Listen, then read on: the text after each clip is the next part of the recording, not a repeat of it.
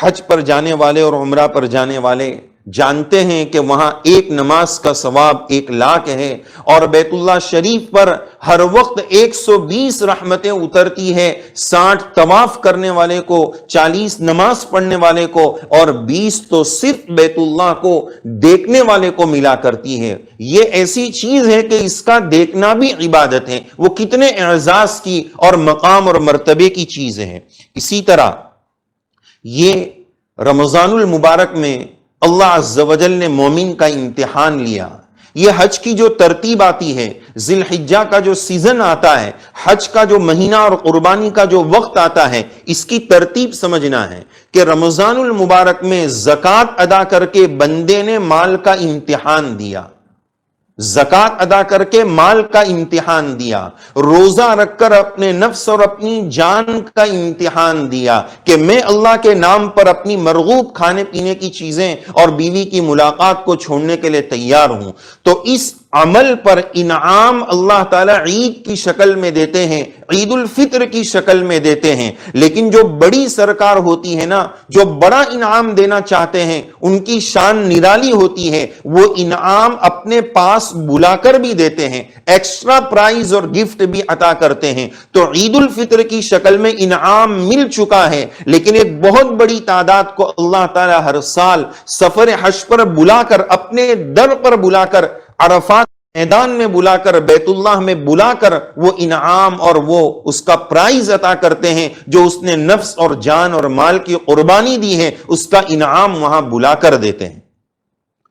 حج کی سعادت یہ بہت بڑی سعادت ہے، لیکن ایک بات یاد رکھنی چاہیے کہ حج کی سعادت کس کو ملتی ہے؟ حج کی سعادت اسی کو ملتی ہے جس کی لبیک مقبول ہو۔ لبیک کی قبولیت پر حج کی سعادت ملا کرتی ہے۔ یاد رکھنا چاہیے کوئی بھی نہ مال کی وجہ سے حج پر جاتا ہے، نہ عزت اور عہدے اور کرسی کی وجہ سے جاتا ہے۔ بہت سارے لوگوں کا زعم ٹوٹے گا، اللہ حفاظت فرمائے۔ کسی کے ذہن میں یہ بات آتی تھی کہ میرے پاس تو بہت مال تھا، میرے پاس تو بہت مال ہے اور میں ہر سال حج کرتا تھا، مال کی بنیاد پر میں ہر سال جاتا تھا۔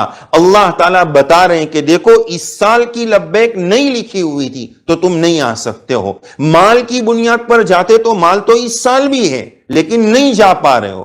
پتہ یہ چلا کہ حج مال کی وجہ سے نہیں ہوگا۔ بہت سارے کرسی والے، عہدے والے، شان اور شوکت والے، اونچے اونچے مقام اور مرتبے والے، وہ بھی اس سال نہیں جا پائیں گے۔ اس سے اللہ تعالیٰ کی شان بے نیازی کا اظہار ہوتا ہے۔ اللہ الصمد، اللہ بے نیاز ہے، اس کو ہماری عبادتوں کی ضرورت نہیں ہے، عبادت کی ضرورت ہم کو ہے تاکہ اس کے ذریعے ہمارا فائدہ ہو جائے۔ وہ ذات ہماری عبادتوں سے اس کی عزت میں کوئی اضافہ نہیں ہونے والا ہے۔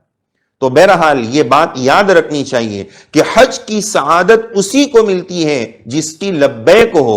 وَأَذِّن فِي النَّاسِ بِالْحَجِّ، حضرت ابراہیم علیہ السلام نے حج کی اذان دی اور عالم ارواح میں روحوں نے لبیک پڑھا۔ جس روح نے وہاں پر جتنی مرتبہ لبیک پڑھا ہوگا، دمادم لبیک پڑھا ہوگا، ان روحوں کو زندگی میں اتنی مرتبہ حج نصیب ہوگا۔ لیکن اس سال اللہ عز و جل کی طرف سے یہ ترتیب بنی کہ بڑے بڑے سورما، مالدار، رئیس ہو، عہدیدار ہو، کرسی دار ہو، سب کے لیے اللہ تعالیٰ نے بندش لگائی اور اپنی شان استغنائیت کا مظاہرہ کیا کہ ہم وہ بادشاہ ہیں کہ ہم جب چاہیں گے اپنے دربار پر بلائیں گے اور جب تمہاری ناقدری دیکھیں گے اپنے دربار سے تم کو نکال دیں گے۔ ڈرنے کی ضرورت ہے، غور و فکر کرنے کی ضرورت ہے کہ اللہ ہم سے کتنے ناراض ہیں کہ بیت اللہ کا دروازہ ہمارے لیے بند ہو گیا، حجاج اور معتمرین کے لیے بندش لگا دی گئی۔ یہ رونے اور سوچنے کی بات ہے۔